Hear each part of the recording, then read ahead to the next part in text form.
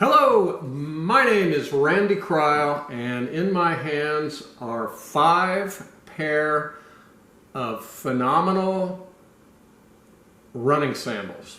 2 pair of Bedrock Cairn Pros, 2 pair of Xero Z Trails, and 1 pair of the new Xero H Trail, Huarache style running sandal.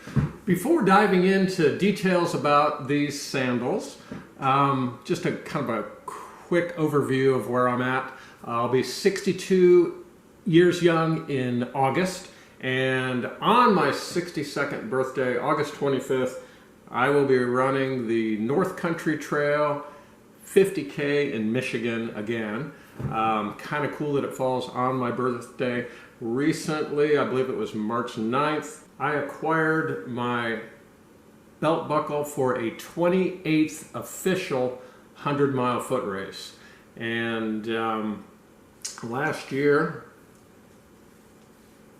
one of my favorite pieces of bling was from the Yeti 100. It's just a super nice quality, comfortable hat, but I love the little logo on the back.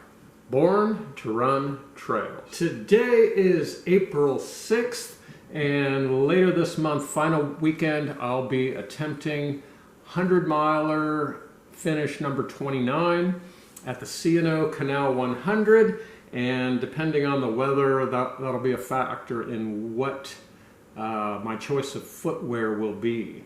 I'm hoping for warm enough temperatures to potentially try to run the entire race in the new Xero H Trail, Huarache style toe post sandal, built from an outsole similar to their very high selling successful Z Trail sports sandal. Before diving too far into the differences between the Xero Z and H Trail sandals, I want to back up and talk about how I got to a point where I could run some fairly difficult 100-mile races, such as the Burning River 100 in the Xero Z Trails. Prior to that, I was running most of my 100-milers in the Bedrock Cairn Pros, and this is a super well-worn pair. This is probably the same pair that I wore for the Superior 100 and races like Cloud Splitter 100. Very technical, super difficult mountain races. Typically, I would do most of my training in Xero lighter weight sandals and shoes, but I had built up a high trust level and success rate with this more super duty minimalist Huarache style toe post sandal from Bedrock. They really have built a bulletproof sandal, and this pair is super well worn, so it probably looks a little bit lighter than they are when they're new. So here's a relatively new, fresh pair of Bedrock Cairn Pros, and I'm not sure if you're going to be able to see how worn the outsole is on this one versus this relatively new pair. But you can probably tell that I've punched lots of holes into this one, which has lightened them up and given them a little more flex. And I've also taken a belt sander to the edges to smooth them down on the bottom and the top. By smoothing that down on the bottom, I've made it a little bit easier to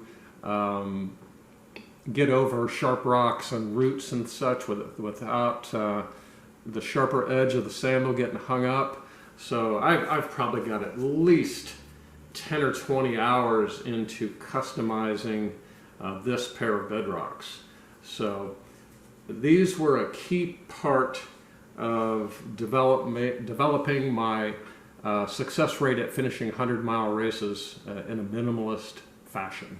On the Bedrock, it's a triple adjustable lacing system with a Velcro fastener at the heel and like a hook system here on one side, and a very easy to adjust on the fly plastic piece with the lace coming through it on the other side. So with the Bedrock, the side posts are super duty. I mean, these things are absolutely bulletproof construction-wise, but they're a little heavier. Of course, they are completely flat. They're truly a minimalist sandal, but due to the weight and thickness, they're a little bit less flexible. They've really, in my opinion, mastered the lacing system with this double fabric toe post that it widens up at the top. So it actually, what's at the top of the toe post is yet another adjustment point, and somehow that works really well for me. I can run 100 miles in these without getting abrasions between my toes. So that's a critical piece. And with all of these sandals, I highly recommend taking some sort of like a body glide, a squirrel nut butter, some sort of a skin lube, and applying that liberally to the insides of the entire lacing system where they attach to this, where they're going to connect or rub with the skin. Bottom line on the Bedrock Cairn Pro, these sandals are so super duty. If I were going to hike the Appalachian Trail or the PCT and could only bring one pair of footwear, of course it would be a sandal if at all possible, and I would probably go with the Bedrock Cairn Pro because they're virtually indestructible. In my world in ultra running and training as it exists now,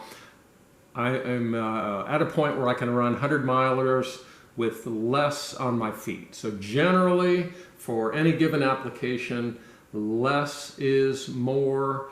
The less weight that I'm carrying around for 100 miles on my feet, and the less there is between my nerve endings and the ground, the more sensations I'm going to pick up, the better my body will respond to the terrain. So ultimately, less decreases my probability of going beyond productive discomfort into some sort of a setback or injury. Once the pandemic hit, I started running a lot more in the Xero Z Trails, partly because they had a super sale on the product, and so I bought an extra pair or two at a discounted price. And the Z Trail, which had formerly been my primary footwear after a 100-mile race or for traveling, walking, general errands, Z Trail was my favorite. But after the pandemic hit, I started running in these more and more and became more comfortable and confident with longer distances, which led to me running 100-mile races completely in Xero Z Trails with no socks. I have quite a few pair of Z Trails, and I'm going to try to show you how they tend to wear. You might be able to see with this pair, there's quite a decent amount of wear at the heel. And it's not that I'm heel striking. Well, I guess when I'm walking in them, I tend to be naturally a heel striker, which is okay. But there's some compression in these. The lighter, the way that Xero is able to make these so light at the thickness these are, is this layer of rubber on top that contacts the skin on the feet is just a lighter weight rubber. It feels more like a neoprene. It simply has more air in it. And that type of rubber, or the more it's used, it compresses and molds as you basically squeeze the air out of the rubber. So I tend to keep a fresh pair of Z-Trails on hand for my longer races. If I'm going to do a 50K or a 100-miler that's doable in a sandal, I prefer to go as lightweight as possible, and I know that with this lacing system it's going to feel secure on my feet, and I'm very unlikely to have any abrasions or any issues with this sandal on my feet for that long. So what happens with a really well-designed minimalist shoe or sandal is the more you wear it, the more minimalist it becomes. So effectively the application for this well-worn pair of Z-Trails changes, and so now I have several pair like this that are very well worn in. They've got some wear at both ends of the outsole, and the softer rubber on top is compressed. So this makes a better training sandal for running, 3 miles or 20 miles for a shorter training outing. This is ideal. Next up, I want to compare a little bit the Xero H Trail on my right, your left, versus the Xero Z Trail on my left, your right. First thing I noticed out of the box with the H Trail is that what Xero calls the heel cup, this built-up rubber on the back, is not on the H Trail, which is something that I personally appreciated. Again, going back to that idea that less is more, simplicity is generally better. The heel cup is still on the Z Trail, of course. It can be pretty easily cut off of there with a pair of kitchen scissors, and then you can use a belt sander to kind of smooth it out. I obviously haven't bothered with that on this most recent pair, but my take on it is it's just not necessary to have that there. I think the idea was to help keep gravel and rocks out, which perhaps it does, but when they do get in there, having that on there makes it a little bit more difficult to kick those items out. So I prefer this design with no heel cup on the back. It's just more minimalist, more natural. It's easier for me to use. Clearly the lacing systems on top of the Z Trail versus the H Trail are very different, but flipping over to the other side, H Trail on my right is quite a bit different from the Z Trail on my left. They've just changed the pattern quite a bit. With the H Trail, you can see there's more of the black rubber, which I believe is just heavier. One thing I've noticed that the heavier rubber makes more noise.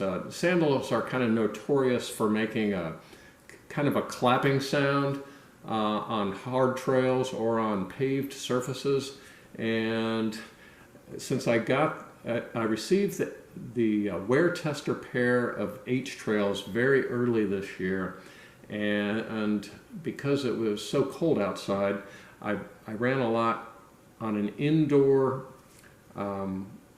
polished concrete surface at a local college basketball arena, and these H Trails are pretty loud. I think because there's such a large section of solid black rubber here, for whatever reason it makes more of that clapping sound. So again, it's designed to be a trail sandal, so it's it has it's not making that sound on the trails, and it does a really nice job blocking the sensation of roots and sharp rocks on the trail. It's just thick enough to get the to pick up the feel of the terrain and what's there, to get a more natural response from the body. but it gives just enough protection to feel comfortable on virtually any rough gravel routes. With the Z Trails, you can get a really nice custom fit and snug them down. They feel super secure. I'm still sort of working on that with the H Trail. I can snug it down pretty tight, but basically when I get it to where I like it, I can then slip them off and on without undoing any Velcro or changing anything. So to me, at this point, it's relatively early in my testing of these, the lacing system feels a little bit loose, which it just sort of reminds me of the whole idea behind kind of the Huarache toe post minimalist sandals is that imagine as you're running, you're just sort of throwing down a little piece of rubber everywhere your foot lands at each contact point. And running in these sort of reminds me of that idea that you're just laying down a little piece of custom-sized rubber everywhere you go. And with just this up front, this one strap and the toe post, you just get that much more sun and wind and leaves and blades of grass. The sensations you feel running in a sandal with no socks versus running in shoes, it's very different. I like to compare it to the difference between driving in a regular vehicle versus a convertible. Once you put these on, it's a very different feel. It's kind of like being on vacation, and something shifts mentally when you can just see and feel your toes exposed to everything. I'm just naturally more inclined to pick up my feet to protect my toes from anything that might be out there.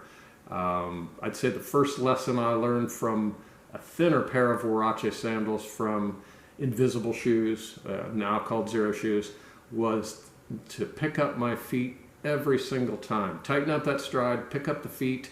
The key being picking up your feet versus pushing off the ground. In my opinion, that's one of the most important elements to natural running, is being proactive, picking up the feet, and versus kind of shuffling and becoming a little bit lazy and pushing off the ground. The H Trail from Xero has been at least 5 years in the making. It's a phenomenal effort. I see very little to be critical of. If it were me, I would change how the toe post connects to the lacing system on the H Trail. I like how on the Bedrock Cairns the toe posts spread out when they get up to the lacing system. And I believe that sort of spreads the load, the tension, and stabilizes that piece on top of the foot. So there's probably less likelihood of abrasions developing or discomforts from the way this connects at the top of the toe. But time will tell. We'll see how these work out. I've got a 100-mile race coming up very soon, and maybe I'll be able to run most or all of that race in these to really put them to the test. And we'll see how I'm feeling about that design up front there. We're trying to decide between Xero Z Trail and Xero H Trail. If you can get them both, that would be awesome. If you have to pick one, it's a tough call.